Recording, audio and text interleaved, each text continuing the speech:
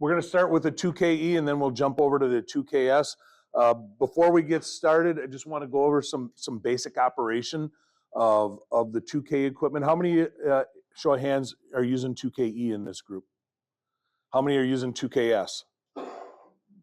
Okay. So on the 2KE and the 2KS, what we're going to be talking today is about sequential dosing, okay?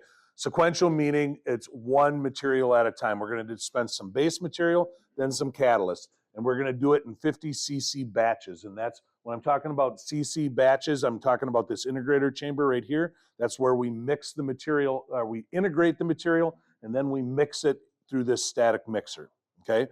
One material at a time. So we dispense A, then we dispense B, back and forth, okay? When this is in operation, this unit needs to see two things to know that it's working properly. One, meter pulses. The other, airflow switch. As long as it sees those two things, it knows the operation is good.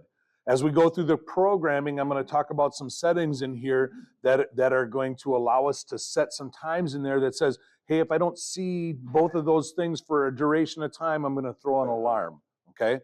So that's why I wanted to kind of call out the meter pulses and the airflow switch, okay? When later on this morning we get into the servicing of this unit, I'm going to have some benchtop components here, and it's going to look different from this. In other words, these blocks right here are round. The ones that I have are square. Functionally, they're the same. The internals are the same. They're just going to look a little bit different from here to the ones on the bench. This is just the newer version than the service component ones that I have, okay? Also, as I'm going through this, depending on how old your unit is, you may see some screen differentiations. In other words, you may see something on there and you go, I don't have that on my unit. That's because the software has changed or evolved over years. If you see something that you don't have, don't worry about it unless you think you need it. If for some reason you need it, we can do a software upgrade and get it to you. I'm not a fan of doing software upgrades just simply to do an upgrade because it's available. Upgrades are usually to fix a problem or to add something that somebody requested. The reason I say that is because you can't just upgrade this. You have to upgrade all the components within the system, because if you don't, they don't talk to each other, okay? All right, that said, let's go ahead and start going into the actual programming. I don't know if we can get a little closer in here.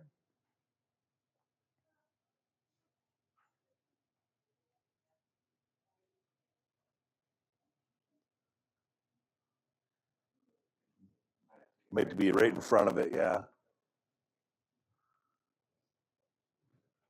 There, it started to move.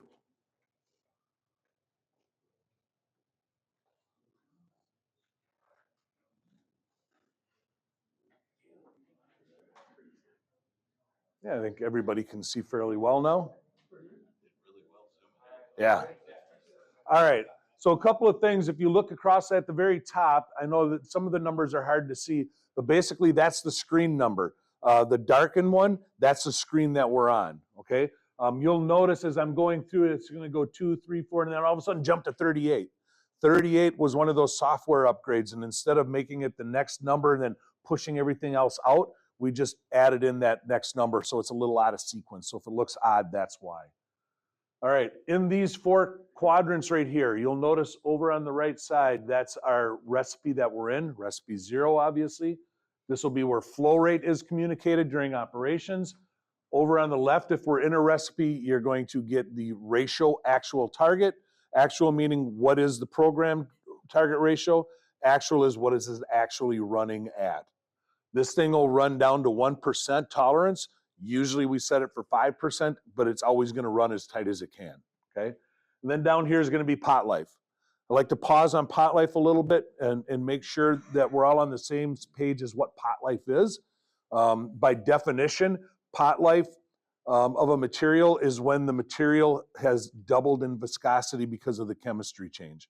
I don't like using that number for this. I like to use what's called spray life. In other words, once that material's doubled in viscosity, it's no longer sprayable as it was when you first mixed it, okay? So I see the material guys are, they're agreeing with me. So if you take out a tech data sheet and it says it's got a 60-minute pot life, I always tell people put half of that in here as a programmed spray life, okay? Once that chemistry is changed to the degree its viscosity is doubled, that material is not going to perform the same as it would when you first mixed it, okay? It might not have the same shine, it might not have the same adhesion. Stay away from that pot life number, okay? All right, across the bottom, these little yellow buttons, if you've got an icon, something directly above that button means I can access that function. Right now it's in standby. If I was to hit that, that would be spray. Over here would be purge. And this over here would be a home. That takes me back one full level, okay? So I hit my home screen, that's page number 1. Page number 1, I can go back to my operating screens where I was, or I can go over to this screen with this little Pac-Man guy, looking guy. That's an alarm. If I push that, that takes me into my alarm log screens. And I can review all the last alarms. There's 10 pages of alarms here. There's 3 types of alarms. One is this dark bell. That's a hard alarm. That's something that shut the unit down. Then there's a nothing bell. That's an event. Okay, an event is power was shut down, a recipe changed, something happened. Okay, and then there's an open bell. That's just a log, usually a maintenance advisory. And that open bell is an outline of this alarm, but it's not shaded in. And that's a maintenance reminder. Later on, you're going to see there's some pages where we can program some reminders that say after so many days or so many cycles, I'm going to shoot out an alarm that says, hey, you should think about doing some preventative maintenance work. All right, I'm going to go back into my spray. I'm going to go back up here. If I use my left and right arrows, I can go through different pages. Go over to page 3. Page 3 is a page that most of you probably never use. It's a batch dispense page.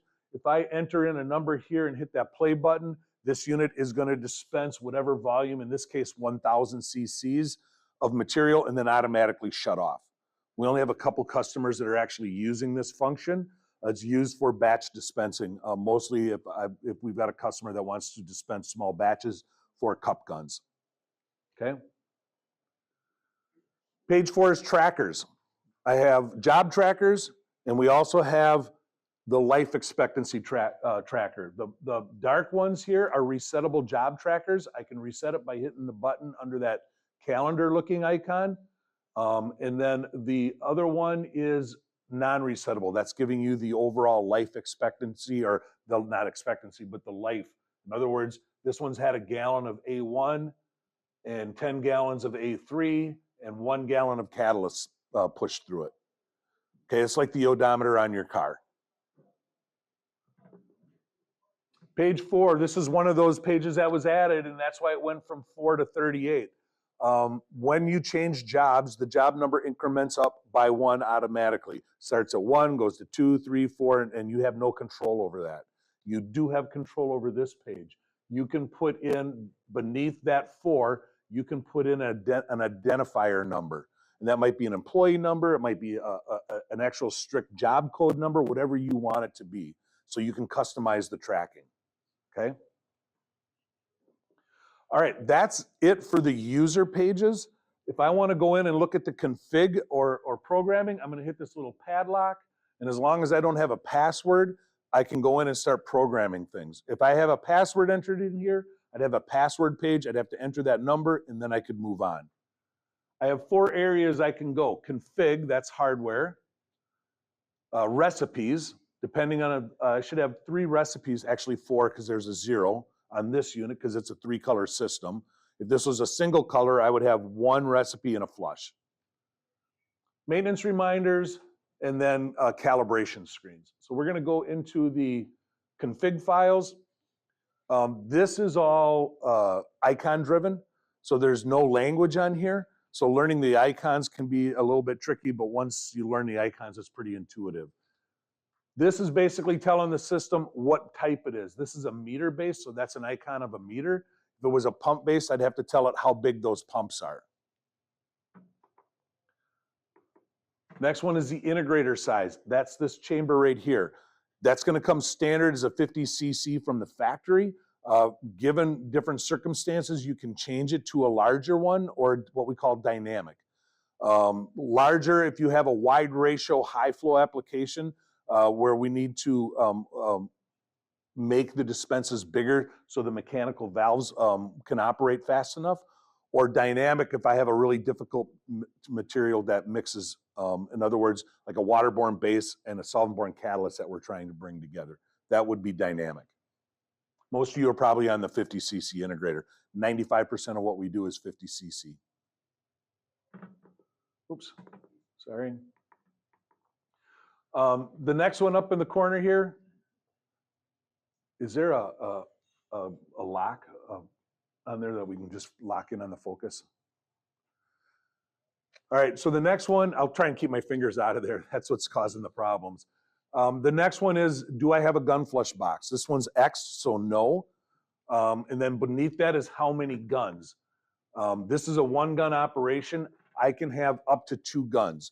There's 2 inputs on a 2KE, and I can use them for guns or gun flush boxes. So if I have a gun flush box, I can only have 1 gun because each one of those takes an input. If I want 2 guns, I cannot have a gun flush box, okay? That's one of the differentiators between this unit and the 2KS.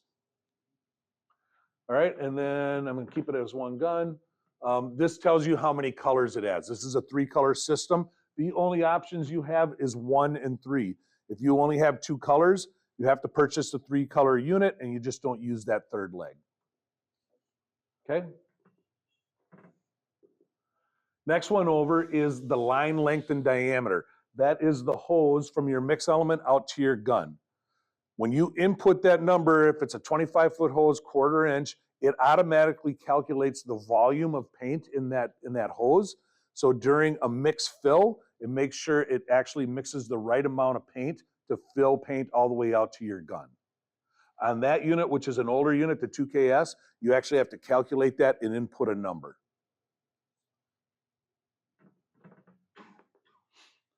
Month, day, year information, the time, the language, the passcode, that's set to 0, so obviously there is no passcode, and then the backlight timer. It's set to 0 right now, which means that this display is going to stay lit all the time.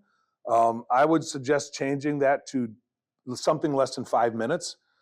Basically, all that does is say, hey, if nobody's using this, there's no reason to run that backlight, because if I run that backlight 24/7, it's just going to burn out quicker than if I shut it off, okay? The language up here, that is for the data download. If you have the data download option, that's just simply there saying, hey, download it to that language, because again, this is an icon-based system. The measurements or metrics, this one is in feet and gallons. You can do feet and meters, US gallons, imperial gallons, and liters. And then back to where we started, okay? So that's the config files. If I hit my home button, that's going to take me back 1 level. Now I can go look at my recipes. I have a 0 recipe, which is, at the end of the day, I can select recipe 0, and I can flush from my solvent through the meter out to the integrator, and from my catalyst solvent through the meter out to the integrator. That keeps everything flushed completely at the end of the day, okay? On the next page, it's going to be recipe 1. What's the ratio?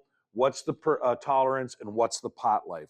Again, stay away from pot life from your tech data sheet. Input half of that and use that as spray life. What affects that pot life, by the way? What's pot life established? How do we come up with that number? Anyone know? I'm sure our material guys know. So material viscosity generally at 70 degrees. Yeah, okay. That's kind of an industry standard. What happens to pot life if it's 80 degrees and not 70? Yeah, it's going to be cut in half. So keep that in mind if you're working in a really warm environment, that tech data sheet number might not be accurate at 80 degrees, might not be the same. All right, so that's recipe 1. I actually have a flush from recipe 1, and if you look, you're going to see it says A1, B1, and over here is A or B. It's a third programmable flush that you can convert to be either from the A side or the B side. We do that because maybe you want to start your flush from the B side and not the A. Then you would put 0 here and put time here and time here for A. It just creates some flexibility in flushing sequences. Okay, now, personally, when I'm in the recipe flush, I like to flush from my A side only. That way, when I'm going from recipe 1 to recipe 2, I look at the flush from recipe 1, it flushes that out, and then it loads in the new color for recipe 2. It doesn't flush out the catalyst. Because if you flush out the catalyst, if I'm going from 1 to 2, it's going to flush out the base, flush out the catalyst, reload the catalyst, reload the new base. So there's no reason to flush that catalyst out. The only time you really need to flush the catalyst out is when you're in recipe 0, when you're flushing for the end of the day. That's when you really want to make sure you're flushing from both sides. Okay? All right, from there, it's just recipe 2, flush for 2, recipe 3, flush for 3, back to 0. All right, if I hit my home screen, I can go into my maintenance reminders. Maintenance reminders, the first one there, the 2 on the left, is the meters. This is for calibrations. How many gallons or liters of material are going to flow through the system before that soft alarm comes out and says, hey, do a meter calibration? How many of you guys do regular meter calibrations? Doesn't surprise me. I've had customers that have these units for 10 years and they've never done them. A lot of times, spray equipment, I don't know how many of your guys go out and do PMs to most of these, and they're probably doing them for you then. Okay? Over on the right, that is your solvent valves, A and B. The solvent valve on this side, the solvent valve on this side. How many times is that going to cycle before I'm going to send out an alarm that says, hey, you should think about rebuilding that valve? The telltale there is there's little weep holes on the side of the valves. When they start leaking, that's your indicator that that U-cup is failing. And then you can go in and you can look at what the cycle count is and say, oh, okay, it's 4 million. Let's put 3.8 million in there so we can get that alarm that says, hey, we know we're going to have failure pretty soon. So preventatively, we should do something about that. Okay, so that's for the solvent valves. If I go over one more page, we've got the catalyst valve, A1, A2, and A3. That are actually the material valves. Filters, we have 3 filters, A fluid, B fluid, and air filter. Because of these meters, you want to have at least 100 mesh filter on there so something in the paint doesn't block up those gears. That's a calendar date. Every 2 weeks, 30 days, whatever it is, it's a reminder to clean those filters. And then back to that same page, we'll go back to the home screen. One more screen to review, and that is the meter calibration. The first page is where you can enter factory defaults. The second page is where you actually perform the calibration. You select which one you want to calibrate, B, A1, A2, A3. You get a sample by hitting your start button, and you pull the sample from the gun. You dispense at least 300 cc's of material into a graduated cylinder, and then you compare what you dispensed in that cylinder to what it thinks it dispensed. If they're the same, great. If it's not the same, you enter in what's in your beaker, and it will automatically back calculate this number. Factory default is 119. 0.119 is a cc, 0.119 cc. That is the amount of volume of material between each tooth of that gear. And when that gear spins, this sensor picks up every gear movement and sends out a 119 pulse. And it just adds up all those 119s until it sees the appropriate amount of material. So in other words, if I was a 1-to-1 ratio base to catalyst, I'm going to open my base valve. The gears are going to start spitting out pulses until all those 119s equal 25 cc's. 1-to-1, I need 25 cc's of base, 25 cc's of catalyst to fill this 50 cc integrator. And it just keeps going back and forth, 25, 25, 25, 25. Okay? Why 300 cc's? Any guess? Why not 100 cc's? So if I do 100, and as a human, I look at that 100 cc dispense, and I misread 100 by 5 cc's, what's my degree of error? 5%. But if I do 300, and I miss by 5 cc's, what's my degree of error? 1.5 something, right? So the bigger the dispense, the less impact a human error is going to have on a calibration procedure. Okay? Good. That's pretty much it for the 2KE. Recipe 61 is an invalid recipe. What that means is somebody has cycled power to this unit. The predecessor, the Precision Mix 2, didn't have this feature, and it is a feature because when a fault happens, if the operator doesn't know how to clear the fault or doesn't know how to react to the fault, what's our first instinct to do when something's not working? Turn it off, right? Cycle power. And that unit, the Precision Mix 2, when you cycle power, cleared the fault and put it right back into spray mode. And we don't want that, because if we got a fault, we're worried that something is wrong with the mixed material, and we want to get rid of that material. So in this unit, 61, invalid recipe, that is going to force a color change. And a force of color change is going to force a flush and then a reload of new material. Okay, so that's why we have 61. Time and date information up here. This screen's a little more interactive. You can see we have an A and a B pot and a gun.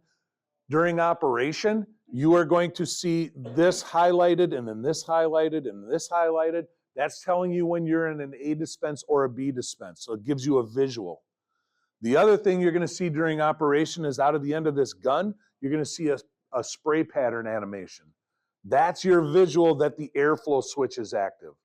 Remember I said that you had to have two things. You have to see the meter pulses and airflow switch. In this unit, we're going to have some control over the timing of those. Those are built in and not changeable. These are. And we'll get to those in a minute, okay? Across the left-hand side, your target ratio, your actual ratio, your pot life, and your condition. Right now, we're in standby with no recipe loaded. Flow rate. I know it's hard to see, but it looks like there's up and down arrows on the right-hand side with 1/3. That means there's 3 pages and we're on the first of the 3. If I use my down arrow, I will go to page number 2. This is my job and my overall tracker. Same thing we saw on the 2KE. Again, the job is incremental. Level control is a dead screen. And then page 3, and it's kind of dysfunctional. It should be actually 4 screens here, because if I go down one more, it takes me to another page of faults. We only display 10 on this one. This is the first page, so there's 5. This is just where you can go back and look at the history of faults, when it happened, what happened. All right, and then that brings us back to the page we were just on. All right, from there, if I want to go in and do the programming, again, I'm going to hit my padlock over here, and that takes me into the main menus of either recipe programming or system config, hardware. And we're going to start with system configure, hardware. And I know it's kind of hard to read, but I'll try and do it as best as we can. Language, this one is not icon based, so we have a number of different languages that you can select. The password, I've got 0 in there. I can input a 4-digit password. And I didn't talk about this in the 2KE. There is a backdoor for the password. If you lose your password, reach out to your spray equipment guys. They can help you get that. I don't like to talk about it because there's a bunch of different numbers for backdoor things. And if you get the wrong number and you input the wrong number, you could reset factory defaults. We don't want you to do that. So reach out to spray equipment or Graco and we'll help you through that if you lose your password.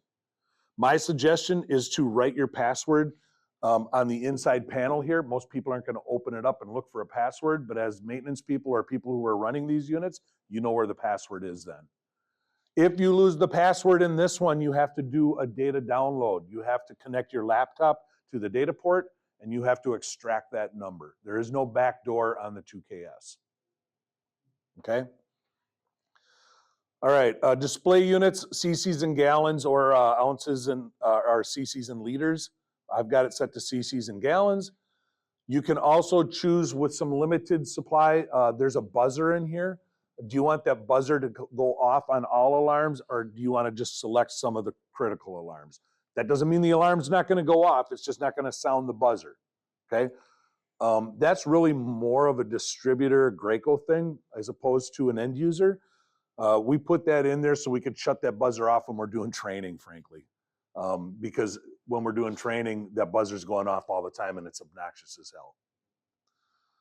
Screensaver, this one's set for 5 minutes. That means after 5 minutes, that backlight's gonna go out, okay? That's just gonna give you longevity of that display. 1 of 5, I'm gonna go down to page 2 of 5. Time and date information.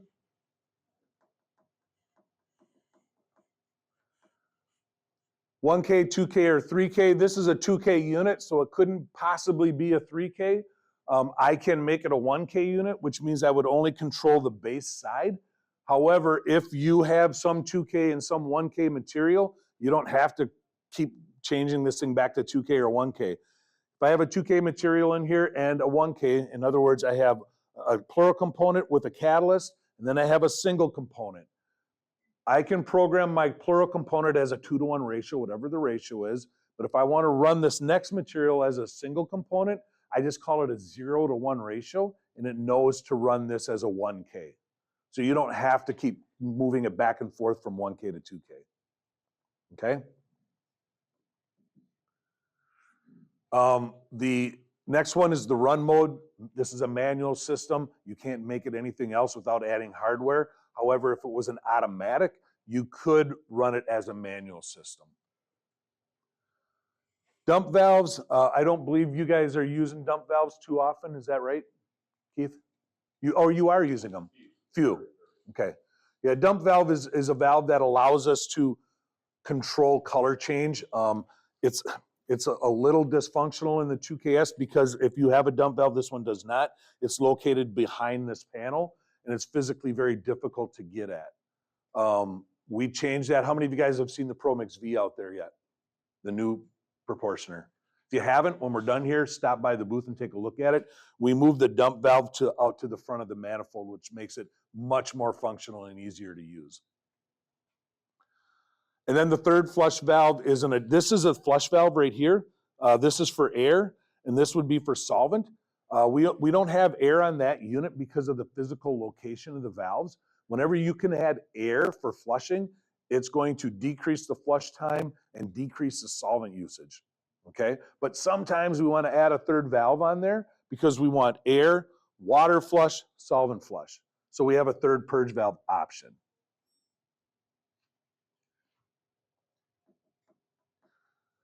All right, dose time alarm. This is what I was talking about on the meter pulses and the air pulses. A dose time alarm says for 40 seconds, if I see an airflow switch without meter pulses, that's okay. But after 40 seconds, that's not okay. That's a built-in number on this unit. I think in the newer software, we may have added that one in, so this might be older software here. So if you have a newer unit, you may see this field in the 2KE. We added that in because some painters like to use the atomizing air to blow a part off or to move a part because they don't want to touch it. So we allow that to happen for up to a certain amount of time. And then after that time has elapsed, we say, okay, something's wrong.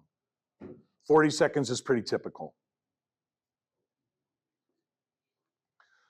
All right, dose size, again, standard 50 cc. Number of guns, we can do up to 2 guns and 2 gun flush boxes on this unit. This has got more IO on it. If you are using multiple guns and want to use gun flush box, an option on here is 2 guns with 1 gun flush box. I don't recommend that. It doesn't save you any time because you're moving guns in and out of the gun flush box during a purge sequence. You're not flushing one gun and then flushing the other. You're physically moving it in and out. So if you've got 2 guns and you want gun flush boxes, it should be 2 guns, 2 gun flush boxes. Okay. System idle timeout. That's another control that says, hey, I have not seen an airflow switch in 2 minutes. I'm gonna go into a system idle. What that does is if for some reason I've got a leak in the system and paint is flowing and I'm not seeing an airflow signal, I'm gonna shut this unit down. I'm not gonna create an alarm. I'm just gonna put it into idle mode, and the only thing that gets it out of idle mode is an airflow switch signal input, or somebody has to physically come up here and put it in standby back to spray, okay? It's just the other side of dose time alarm. I'm seeing meter pulses, no airflow switch, that's dose time. This one is, I'm seeing no airflow signal, but maybe meter pulses, or maybe not meter pulses, it doesn't matter. After 2 minutes, it goes into system idle.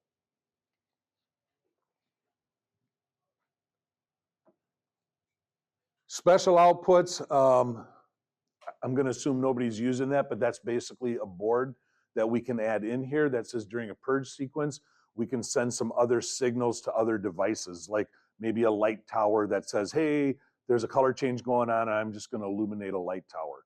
Or maybe I've got an air operated regulator that I'm gonna send a signal to open wide up during a purge sequence.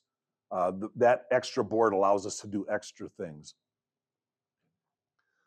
Web browser IP address. If I need to connect my laptop to this guy, I am going to get my cable, connect to it. I'm gonna open up a browser. I'm gonna enter this number, and my laptop's gonna connect to this so I can do data downloads, or maybe I can extract and save all my programming information, or upload more information, or do software upgrades, whatever you need to do as a basic web interface.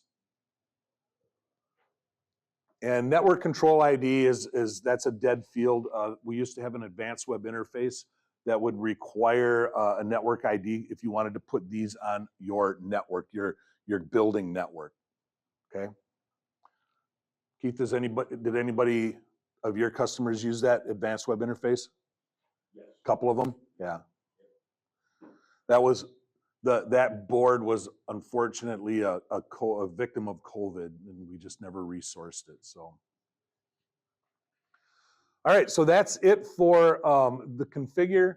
The options are something that all recipes share. Okay, so in other words, right now my flush and fill inputs are set by recipe. So each recipe I program, I'm going to have to program flush and fill sequences. I can do it globally. I can change that. So I program it once, and every recipe adheres to that program, okay? If you have a material, if you have multiple materials and they all behave the same, they flush the same, they load the same, then you can do this globally. It's my experience that not all materials are the same. Even if it's the same material, the colorant can be different. The pigments might flush different, and you may need more solvent to flush one out than the other. So I like to keep it by recipe. Same with the K-factor. K-factor is the calibration of the meters. I like to keep that by recipe because depending on the viscosity, that number may be slightly different. So try to do everything by recipe and not by a global setting. Minimum material fill volume. This is the one over here where we actually put in length and diameter, and it calculated the number for us. Here we have to calculate it and input that number. This is actually older technology. And it's basically just saying there's 50 cc's here, there's 20 here, there's 10 in the regulator, there's 10 cc's for every foot of 1/4 inch tube. You add it all up, you add another 5%, and you put that number in that field, okay? All right, so that's it for the options. Oh, it's not either, sorry, 2. Auto dump and flow rate monitor. Auto dump, if I have gun flush boxes, if I turn the auto dump on, it's gonna say, okay, if your pot life expires, I'm gonna automatically flush that gun, or I'm gonna automatically reload the gun. It's just telling you, it's just giving you the option of what you're gonna do when that pot life expires if the gun is in the gun flush box, okay? Flow rate monitor it's not flow control. It's something that says, and I'm gonna turn it on so we can see it later on. Basically that says, hey, I'm gonna monitor the flow rate. If I know my painter should be painting at around 300 cc's a minute, I can put a window in there that says 250 and 350. That's my painting window. If the flow rate for some reason goes outside that window, I know something's wrong. What's the benefit of doing something like that? If I have a restriction in my line, what's going to happen to my flow rate? It's going to go down. If I have a broken, or let's say a bad needle nozzle that's wearing, what's going to happen to my flow rate? It's going to increase. So I can build in a window that says, hey, I'm monitoring flow rate. If I go outside, that flow rate, something's wrong. I got a restriction, I got a bad tip, something's wrong. Let's address that issue. So it just gives you a little more control over your operations. And that's dependent, you can do both guns, right? Yeah, yep. Okay, yeah, so put a little more detail to that, right? If you have two guns, each gun is independent, and if it sees an airflow signal for gun one, it's looking at the program for gun one. If it's seeing an airflow signal for gun two, it knows it's looking at gun two. If it sees both, it's going to take that information and just kind of cut it in half and divide it between the two guns. All right, so that's it for the options. Go to my home screen. So that's the system configs files. I'm going to go into the recipes. My advanced page is gun one pot life volume. Each color or each recipe shares that gun and that hose. So I only have to program that once. Okay, that's a global setting. So later on when we look at the recipes and we start programming load and purge sequences, because we left it as recipe, each recipe is going to have that information in the profile. If I had changed that to be global, that information would reside on this page as well. So anything that is common to every recipe will be in this advanced page. Okay? Recipe, what's the ratio? What's the tolerance?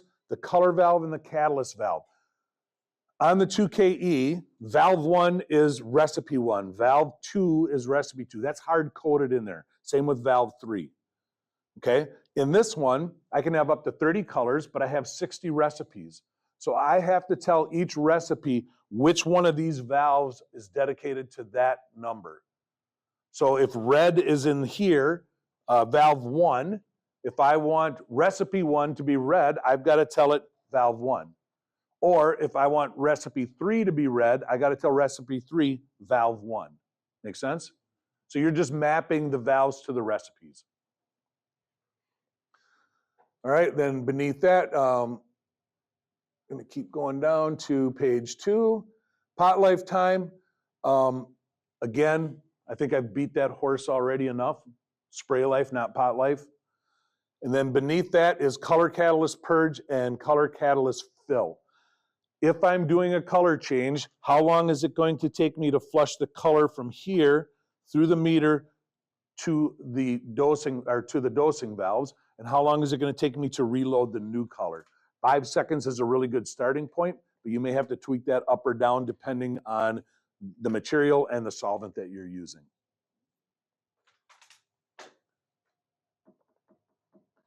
Next couple of pages are basically saying, what do you want the flush sequence to look like and how long? Most of the time you do an air push. That's from here out through the manifold out to the gun. How long is it going to take that air to push the paint out of the system? And then I'm going to go into an air solvent chop. That's creating that really volatile situation where you're almost scrubbing with solvent to clean the lines out. So how long do you want that? And then your final solvent fill, how long is it going to take to open this valve to final flush this all the way out to the gun?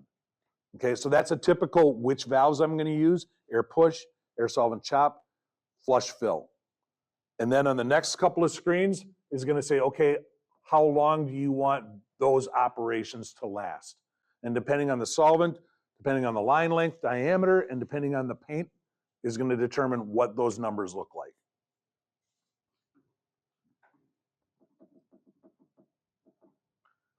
And then the last page, or not the last page, 5 of 6 is that your K factor. That's your page that you can go to enter factory defaults.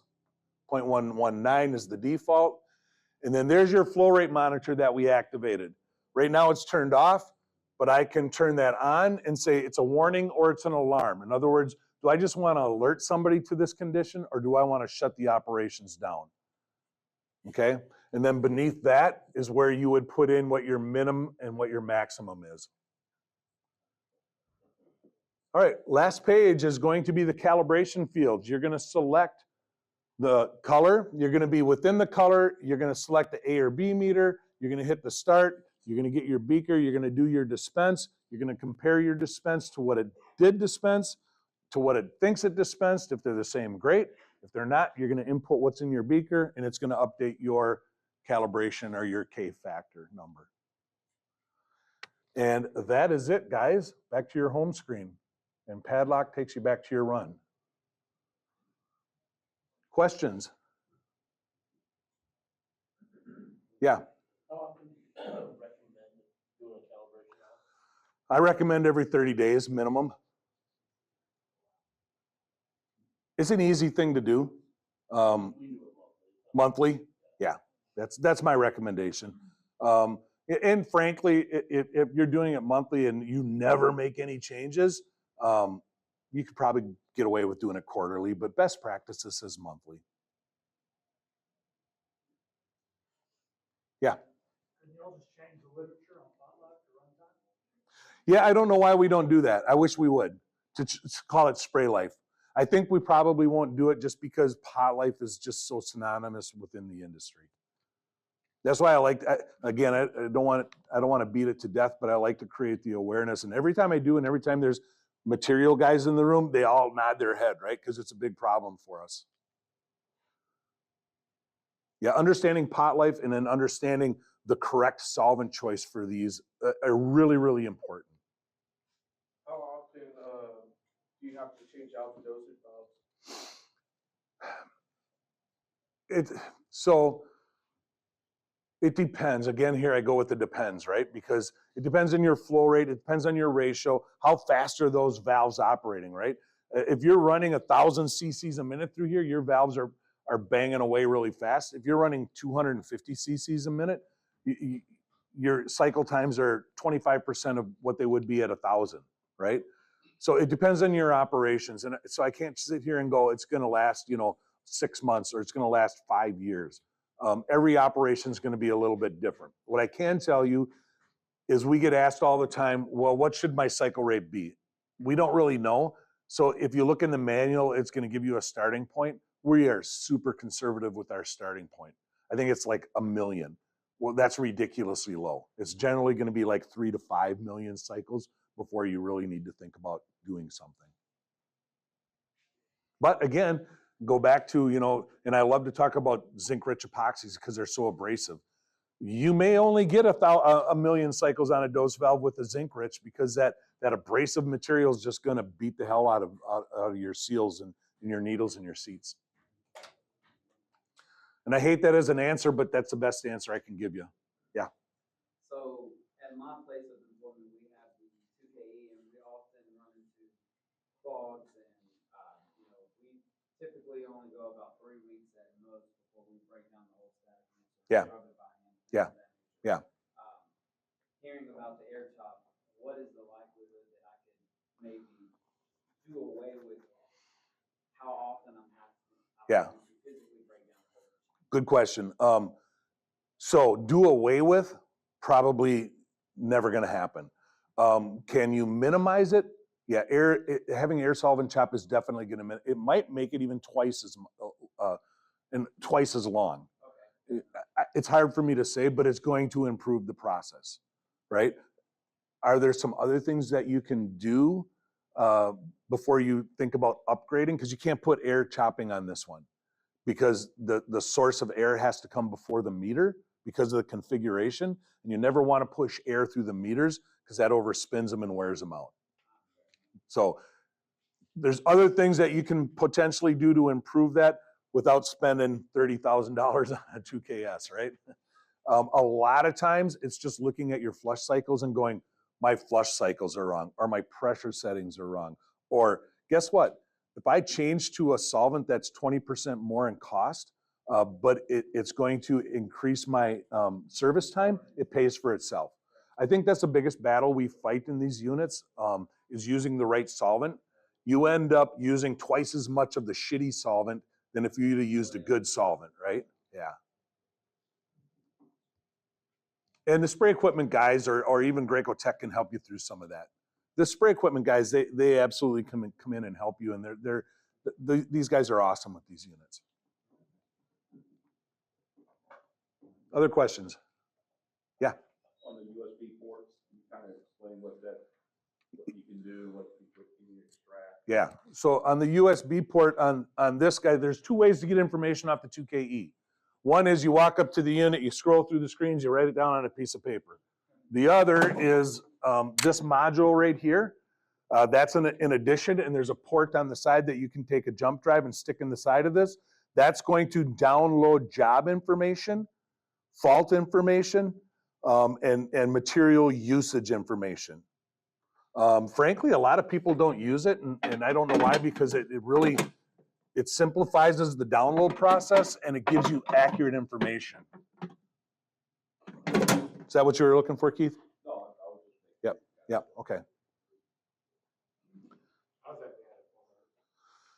It can be into a Word document or an Excel. You're going to select which one.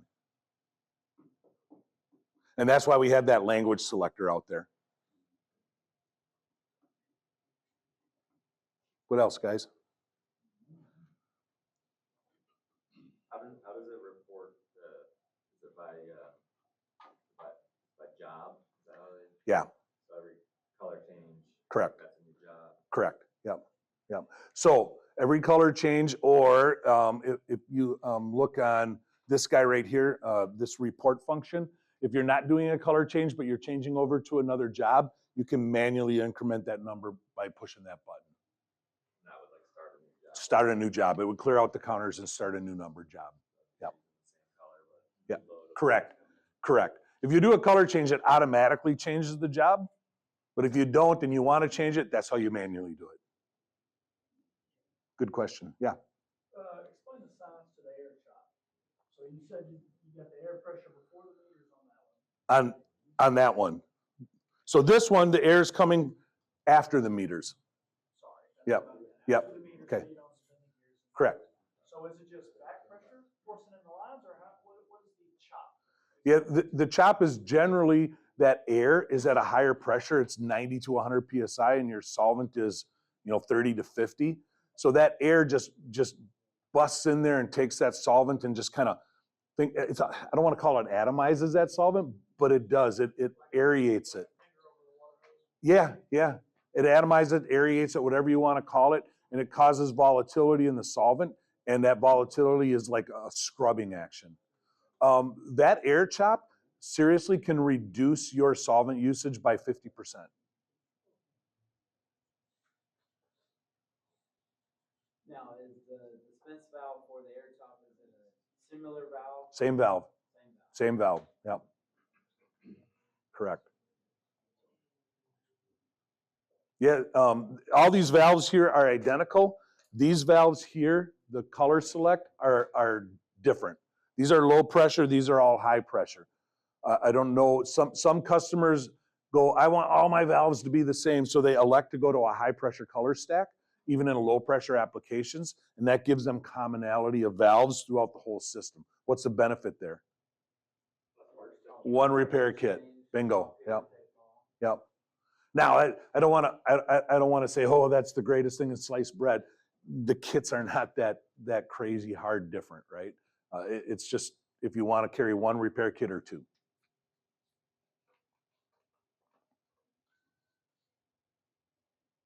What else, guys? The gear meter assemblies, is it pretty much the same meter from both? It is. KE to the It is. It is. They're all the same. And the Promix V is going to use the same as well. Yeah, that gear meter hasn't changed for years. It is a robust design.